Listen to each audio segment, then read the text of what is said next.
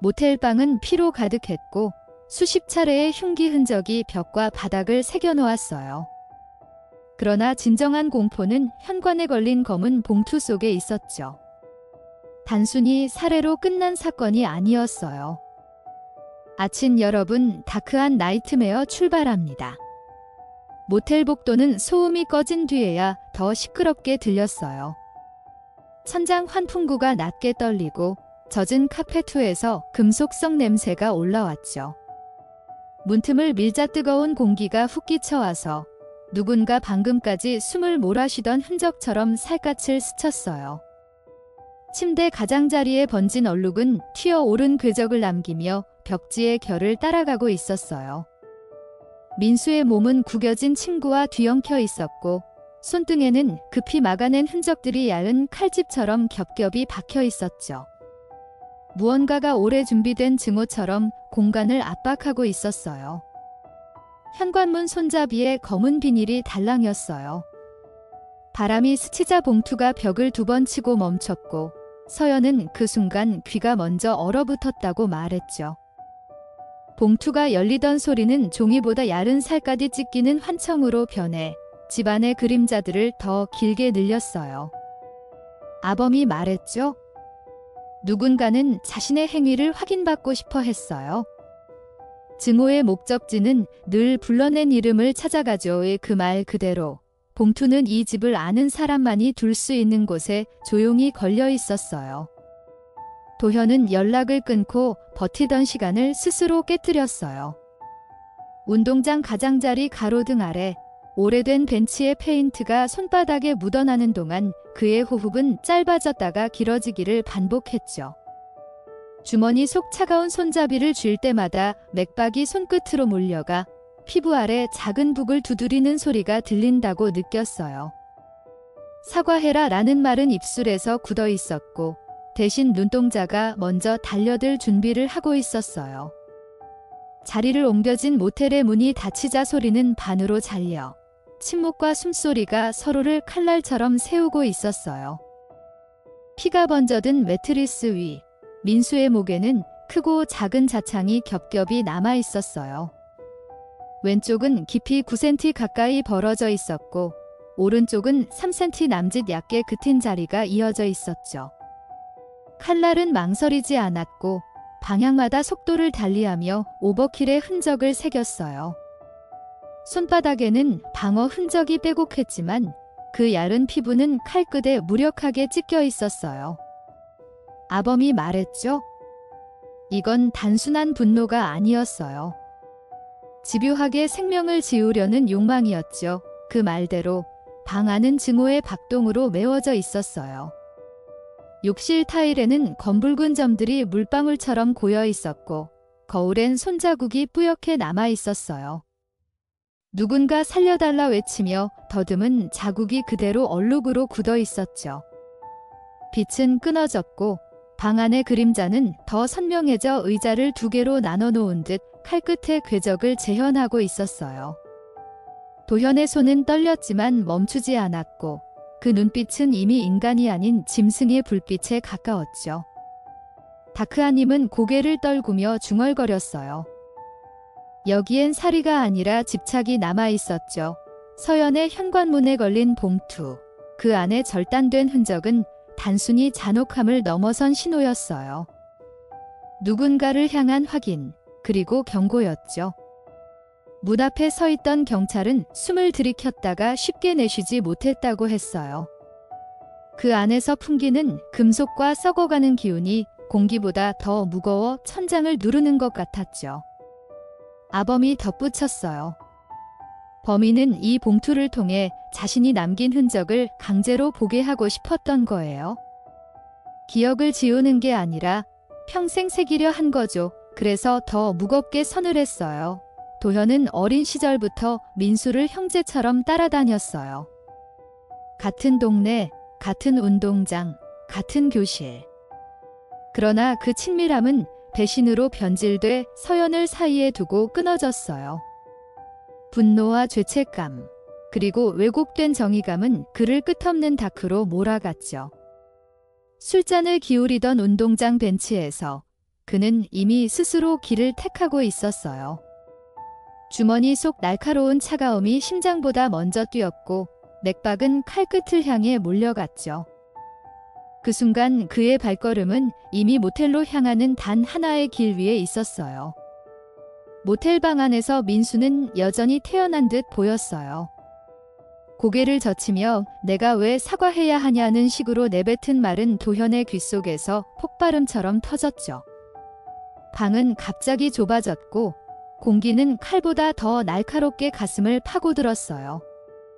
손이 움직이기도 전 눈동자는 이미 찌르고 있었죠. 칼날이 첫 궤적을 남길 때 민수의 몸은 움찔했지만 곧 의자처럼 제자리에 고정됐어요.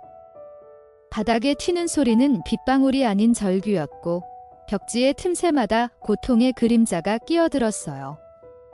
현장은 파편처럼 흩어진 고통으로 가득했어요.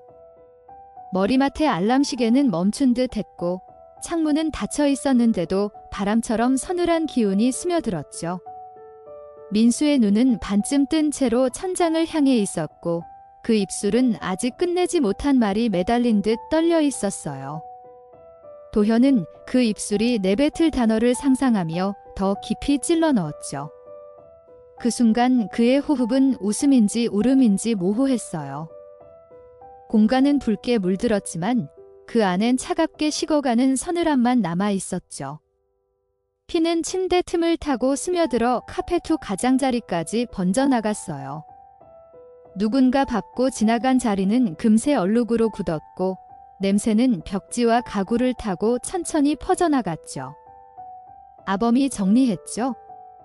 이건 단순한 살인이 아니라 죽음 이후에도 남길 흔적을 계산한 행위였어요. 민수의 몸은 이미 저항할 힘이 남지 않았지만 손가락 끝은 아직 움켜쥔 채로 경련을 이어가고 있었어요. 칼끝이 그 사이를 헤집고 지나가자 공간은 더 이상 숨조차 허락하지 않았어요. 현장 조사관들은 방 전체를 돌며 흔적을 모았어요. 그러나 그들이 본 건 단순한 칼날의 흔적이 아니었죠. 벽에 튄 피는 방향마다 다르게 퍼져 있었고 창문 근처엔 누군가 손으로 짚은 흔적이 남아 있었어요. 그 손자국은 살려달라는 외침보다 더 강렬하게 절망을 새기고 있었죠. 서랍 안엔 흉기는 없었고 바닥엔 두 사람의 발자국이 겹쳐 찍혀 있었어요. 그것은 싸움의 흔적이자 오로지 한 사람의 의지가 이긴 흔적이었죠. 방은 마치 신문실처럼 증거를 조용히 품고 있었어요. 서연의 이름은 직접 언급되지 않았지만 공간은 그녀를 향해 있었어요. 절단된 흔적은 단순한 폭력이 아닌 집착의 화살이었죠. 문고리에 걸린 봉투는 비밀이 아니라 폭로였고 경찰의 눈보다 먼저 그녀의 눈에 들어오도록 고안된 장치였어요. 다크한 님이 말했죠. 이건 증오의 선물이 아니라 저주의 표식이었어요. 봉투 안에서 풍겨나온 것은 살점보다 더 끈적한 인간관계의 파열음이었어요. 그렇게 사건은 단순한 살인을 넘어선 집착의 언어로 번역됐죠. 도현의 기억 속 민수는 친구였고 동지였고 어린 시절의 그림자였어요. 그러나 서연을 향한 폭력이 밝혀진 순간 그 관계는 곧바로 증오로 바뀌었죠. 그날 운동장 벤치에 앉아있던 그의 눈은 이미 흔들리고 있었고 칼날은 대화보다 빠르게 진실을 꺼내는 도구처럼 보였어요. 아범이 덧붙였죠. 이건 정의의 이름을 빌린 폭력이었어요. 누군가는 정의라 부르겠지만 그 본질은 자기 파괴였죠. 결국 도현은 선택했고 그 선택은 돌이킬 수 없는 그림자가 되었어요. 모텔방의 공기는 죽음 이후에도 식지 않았어요. 혈관이 터져나온 피는 바닥을 적시며 바람보다 빠르게 번져나갔고 시트 사이로 스며들며 더 짙어진 철 냄새는 숨을 막았죠. 민수의 몸은 반쯤 뒤집힌 채로 경직돼 있었고 그의 눈은 아직 천장을 바라보며 다치지 못했어요. 도현의 손에 쥔 흉기는 이미 수십 차례 흔적을 남겼는데 그 속엔 분노만이 아니라 뒤틀린 죄책감과 증오가 얽혀 있었어요. 다크아님이 낮게 중얼거렸죠. 이건 인간의 손이 아니라 끝없는 다크의 칼날이었죠. 욕실 거울은 금이가 있었고 그 표면엔 손바닥 자국이 번져 있었어요. 물기가 채 마르지 않은 바닥에는 민수가 마지막까지 버티려 한 듯한 발자국이 흐트러져 남아 있었죠. 그러나 그 모든 저항은 곧 피 웅덩이 속에 흡수돼 흔적조차 무의미하게 바뀌었어요. 아범이 말했죠. 저항은 기록을 남겼지만 의지는 끝내 꺾였어요. 범인은 그 꺾인 순간을 즐겼던 거예요. 방 안의 침묵은 더 무겁게 내려앉아 마치 스스로 범행을 증언하는 듯 울리고 있었어요. 도현은 민수의 목을 찌른 뒤에도 멈추지 않았어요. 칼끝은 어깨와 옆구리를 가르며 반복적으로 파고들었고 마치 고통을 세는 듯 그 횟수가 늘어났죠. 피가 손등을 덮어도 멈추지 않았고 그의 눈빛은 이미 정상적 사고를 벗어나 있었어요. 그 순간 도현은 친구를 죽인 게 아니라 자신이 견딜 수 없는 과거를 도려내려는 듯 보였죠. 손끝의 떨림은 집착과 증오가 폭발하는 경련이었고 방 안엔 더 이상 인간의 온기라 부를 만한 숨결이 남지 않았어요. 민수의 시신이 쓰러진 자리는 마치 무대 같았어요. 침대, 바닥, 벽지까지 붉은 흔적이 한 폭의 그림처럼 이어졌고 그 중심에 잘린 자국들이 끊임없이 시선을 붙잡았죠. 눈을 감지 못한 피해자의 표정은 경악과 고통이 뒤엉켜 있었고 손가락 끝은 여전히 움켜쥔 채 파르르 떨리고 있었어요. 다크아님은 숨을 고르며 고개를 저었죠. 이건 살아있는 채로 남겨진 공포의 화석이었죠. 방 안의 모든 사물은 침묵했지만 피는 여전히 비명을 지르고 있었어요. 서연의 집 앞, 검은 봉투는 단순한 흔적이 아니었어요. 봉투 안에서 흘러나온 기운은 집 안을 압박하며 그녀의 폐부까지 찌르는 듯했죠. 현관 손잡이를 잡은 순간 손끝은 얼어붙었고 귀는 들리지 않는 환청으로 가득했어요. 아범이 덧붙였죠. 범인은 이 봉투를 통해 강제로 기억을 각인시키려 했어요. 평생 지워지지 않게 하려는 잔혹한 도구였죠. 그것은 단순한 사체 훼손이 아닌 의도된 메시지였고 집착이 흉기로 변한 최종적 서명이었어요. 경찰이 봉투를 열었을 때 공간은 잠시 멈춘 듯 했어요. 안에서 드러난 절단 흔적은 인간의 몸 일부가 아니라 저주의 조각 같았죠. 피가 이미 굳어 있었지만 공기는 여전히 끈적하게 흔들렸고 비린내는 모든 감각을 점령했어요. 서연은 한동안 눈을 돌리지 못했다고 했죠. 다크아님은 차갑게 속삭였어요. 이건 경고가 아니라 영원한 족쇄였죠. 벗어날 수 없게 만든 공포의 증표였어요. 범인은 자신이 선택한 대상을 평생 붙잡아두려 한 거였어요. 민수의 마지막 말은 아무도 듣지 못했어요. 그의 입술은 열려 있었지만 그 속에서 나온 것은 공기보다 가벼운 신음뿐이었죠. 도현은 그 신음을 증오로 덮어버리듯 다시 칼을 찔러 넣었어요. 그때 방은 순간적으로 진동하는 듯했고 가구들은 마치 피를 흡수하듯 소리를 삼켰어요. 아범이 말했죠. 죽음의 순간 범인은 자신이 가진 모든 분노를 이 공간에 못 박았어요. 그것은 살인이 아니라 파괴의식이었죠. 그렇게 공간은 하나의 무덤으로 변했어요. 도현은 범행 후에도 칼을 놓지 않았어요. 피로 미끄러진 손잡이를 움켜쥔 채 눈빛은 여전히 불안정하게 흔들리고 있었죠. 그의 뇌리에는 민수와 함께 웃던 장면이 번쩍였지만 동시에 그 웃음은 서연의 울음과 겹쳐져 증오로 왜곡됐어요.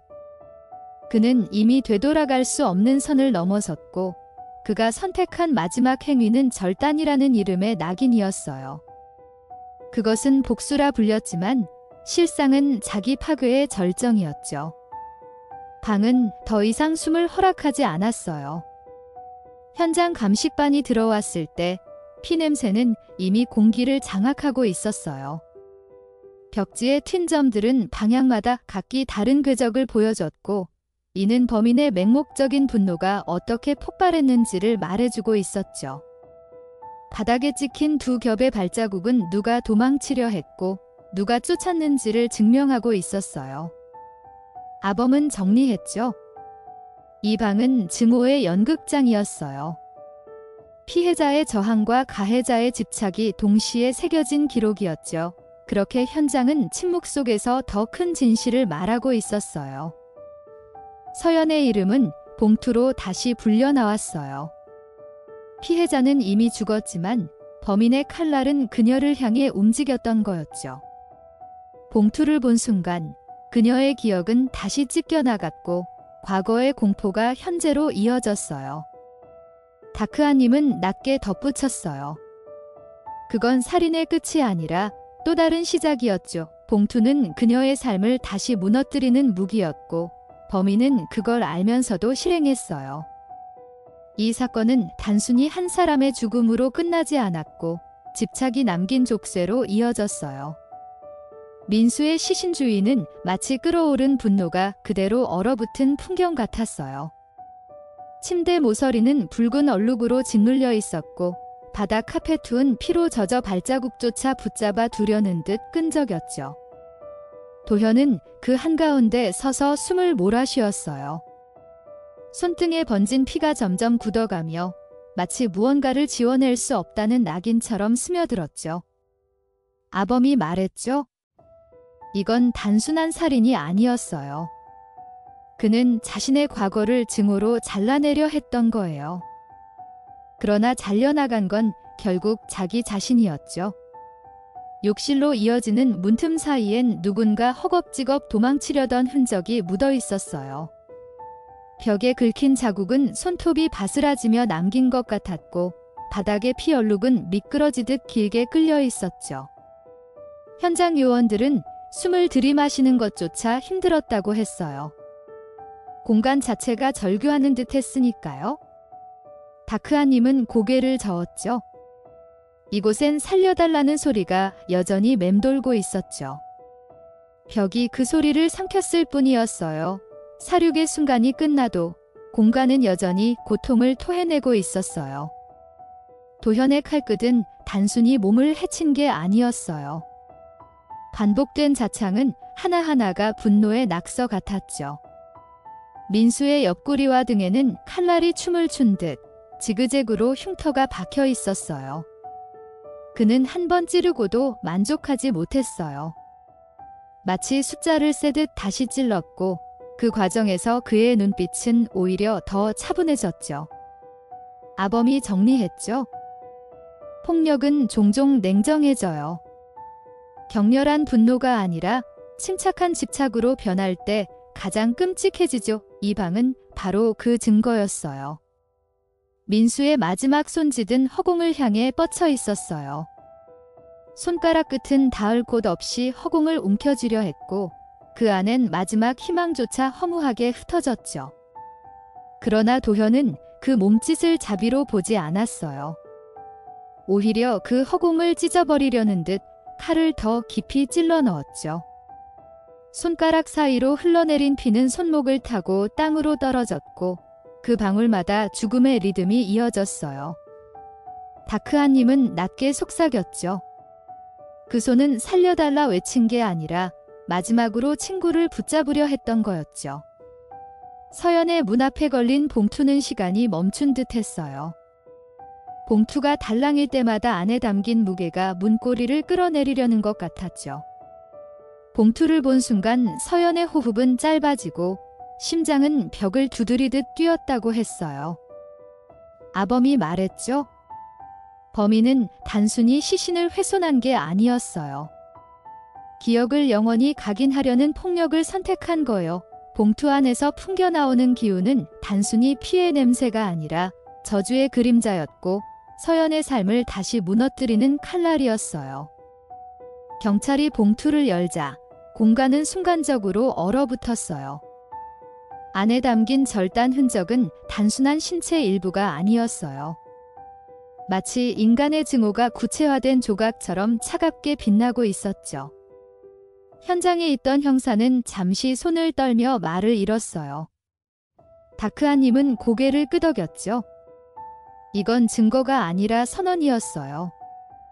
내가 했다는 증명, 그리고 내가 남겼다는 표식이었죠. 그 순간 서연은 다시 과거로 끌려갔고 시간은 잔혹하게 거꾸로 흐르고 있었어요. 도현은 봉투를 걸어두며 마지막으로 고개를 돌렸다고 해요. 어둠 속에서 그가 뱉은 숨은 불규칙했고 손끝은 여전히 떨리고 있었어요. 그러나 그 떨림은 두려움이 아니라 이상한 만족처럼 보였어요. 그는 복수를 했다는 자기 최면 속에 빠져 있었죠. 아범이 정리했죠. 그는 복수를 했다고 믿었지만 실상은 죄책감을 집착으로 위장한 것뿐이었어요. 결국 그 칼날은 자신을 더 깊은 다크로 밀어넣었죠. 그렇게 범행은 끝나지 않았고 오히려 시작처럼 보였어요. 민수의 눈동자는 반쯤 열린 채로 굳어 있었어요. 그 안엔 공포와 불신이 동시에 남아 있었죠. 죽음 직전까지도 그는 믿지 못했어요. 자신이 평생 친구라 여겼던 도현의 손에서 칼이 쏟아져 내린다는 사실을요. 눈빛 속엔 배신의 그림자가 더 깊게 남아 있었어요. 다크아님은 중얼거렸죠. 친구의 손에서 죽는 건 낯선 칼날보다 더 깊은 상처를 남기죠. 그건 죽음 이후에도 꺼지지 않는 불씨였어요. 그 시선은 죽음보다 서늘하게 방 안을 지배하고 있었어요. 현장은 끝없는 다크의 무게로 내려앉았어요. 피와 절규, 침묵과 분노가 뒤엉켜 공기를 잠식하고 있었죠. 경찰이 들어왔을 땐 이미 방은 증오의 기록으로 바뀌어 있었어요. 창문 틈새로 스며드는 바람마저 붉게 물든 듯했고 모든 가구는 범행의 목격자처럼 얼어붙어 있었어요. 아범이 덧붙였죠. 현장은 거짓말하지 않아요. 피는 방향을 기억하고 벽은 소리를 품고 공간은 진실을 고스란히 새겨요. 그 방은 이미 하나의 증언이 되어 있었어요. 서연은 봉투를 본 이후 다시는 집안의 불을 끄지 못했다고 했어요. 그날 이후 밤은 단순한 어둠이 아니었어요. 현관 앞에서 달랑이던 봉투의 그림자가 여전히 눈앞에 드리웠죠. 그녀의 심장은 불빛이 사라질 때마다 봉투가 다시 걸리는 환청을 들려줬어요. 다크아님이 낮게 말했죠. 그 봉투는 단순한 잔혹 행위가 아니라 피해자의 삶 전체를 다시 무너뜨리는 폭력이었어요. 봉투는 사라졌지만 공포는 지워지지 않고 남아 평생을 따라붙고 있었어요. 민수의 몸에서 흘러나온 피는 단순한 액체가 아니었어요. 침대 틈새와 벽지 사이로 스며들며 마치 그 방 자체를 잠식하는 검은 강처럼 번져갔죠. 바닥 카펫은 이미 포화 상태였고 밟는 순간마다 끈적이는 소리가 죽음의 잔향을 증폭시켰어요. 도현은 그 한복판에서 여전히 흉기를 움켜쥔 채 숨을 몰아쉬었어요. 손가락 사이로 굳어가는 피가 차갑게 붙어 있었지만 그는 손을 떼지 않았죠. 아범이 말했죠. 그는 범죄를 끝내지 않았어요. 오히려 그 순간을 영원히 붙잡고 싶어 했던 거예요. 현장에 들어선 수사관들은 순간 멈칫했어요. 공기는 이미 살인의 냄새로 포화돼 있었고 가슴 깊이 들이마시는 순간 메스꺼움이 몰려왔죠. 그러나 단순한 피 냄새가 아니었어요. 그것은 시간조차 부패시키는 냄새였고 벽과 가구에 스며들어 빠져나갈 수 없게 만든 감옥 같은 냄새였어요. 다크아님은 고개를 떨구며 속삭였죠. 이건 흔적이 아니라 저주였어요. 누군가 죽은 이후에도 이 방은 살아남아 계속 절규하고 있었죠. 공간은 이미 진실을 기억하고 있었어요. 민수의 몸에 남은 자창들은 단순히 살해 도구의 흔적이 아니었어요. 방향마다, 깊이마다 다르게 새겨진 상처들은 마치 가해자의 심리 지도를 그려낸 듯했죠. 급히 찔린 흔적은 분노였고 천천히 깊게 파고든 자리는 집착이었어요. 그의 몸은 이미 인간의 기록이 아니라 분노의 낙서장이 돼 있었어요. 아범은 정리했죠. 범죄는 때로 범인의 마음을 가장 정확히 기록해요. 이 상처 하나하나가 그의 내면을 드러내는 일기였어요. 그렇게 시신은 침묵의 증언자가 되었어요. 도현의 눈은 범행 직후에도 공허했어요. 피로 얼룩진 얼굴은 오히려 더 차분해 보였죠.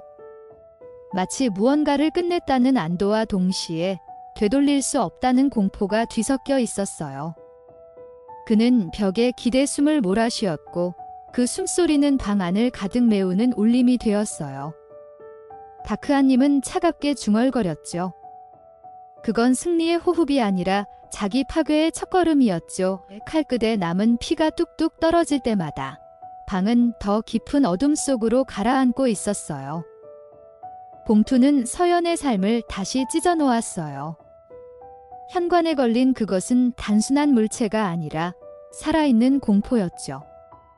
그녀의 시야는 순간적으로 터널처럼 좁아졌고 손끝은 얼어붙어 제대로 봉투를 잡지도 못했다고 해요. 그 안에 담긴 무게는 눈으로 보기 전부터 느껴졌어요. 아범이 말했죠. 범인은 이 봉투를 통해 단순한 죽음을 넘어선 새로운 폭력을 행사한 거예요. 살인은 끝났지만 공포는 계속 자라도록 만든 거였죠. 그녀는 그 순간 다시 심연으로 끌려갔어요. 경찰은 봉투 안을 확인한 뒤 서로 눈을 마주쳤어요. 그것은 말로 표현하기 어려운 잔혹함이었죠. 인간의 신체 일부가 단순히 잘린 게 아니라 의도적으로 메시지로 가공돼 있었어요. 피는 이미 굳어 있었지만 형태는 선명했고 보는 이의 뇌리에 박혔어요. 다크아님이 낮게 덧붙였죠. 이건 단순한 증거가 아니었어요. 범인의 선언문이었어요. 나는 이렇게 했고 너희는 그것을 기억해야 한다는 명령이었죠. 그 선언은 공포보다 더 무겁게 남았어요. 도현의 마음속에는 오래된 우정이 여전히 남아있었어요. 그러나 그 우정은 서연을 중심으로 갈라졌고 결국 증오로 바뀌었죠. 그는 칼을 들며 친구를 죽였지만 사실은 자신의 과거와 추억까지 동시에 베어낸 거였어요. 그 손끝은 분노에 떨렸지만 동시에 슬픔에 젖어 있었죠. 아범이 정리했죠. 배신과 죄책감이 섞인 분노는 가장 잔혹한 형태로 나타나요. 이 살인은 단순한 범죄가 아니라 뒤틀린 관계의 종말 선언이었죠. 방은 그 선언을 증명했어요. 민수의 눈빛은 죽음 직전까지도 의문을 품고 있었어요. 왜? 라는 질문이 눈동자 속에서 꺼지지 않았죠. 그는 이유를 알지 못한 채 배신의 칼날을 맞았고 그 불신은 죽음보다 더 깊은 고통으로 남았어요. 다크아님은 고개를 끄덕였죠. 죽음보다 무서운 건 이유를 모른 채 당하는 배신이에요.